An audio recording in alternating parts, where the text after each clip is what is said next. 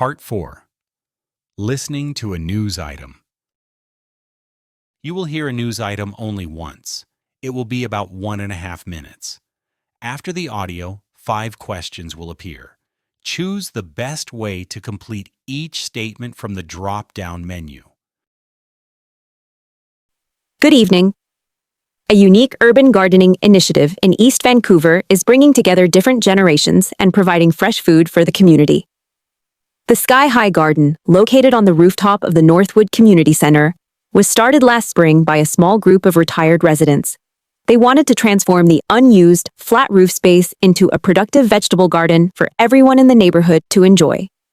The project quickly grew when the seniors partnered with students from a nearby secondary school.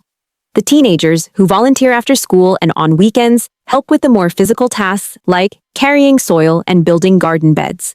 In return, the seniors, many of whom have been gardening for decades, share their knowledge about planting, caring for vegetables, and dealing with pests. This collaboration has been very successful. The garden now produces hundreds of kilograms of organic vegetables, including tomatoes, lettuce, beans, and carrots.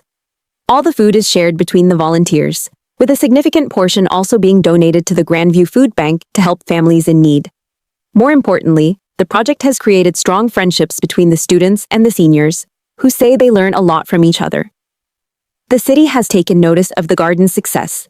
City officials have praised the project for its positive community impact and have provided a small grant for new tools and seeds for next season. They are also studying the Sky High Garden as a model that they hope to replicate in other parts of the city with suitable rooftop spaces. This is Sarah Jenkins reporting for CKV News.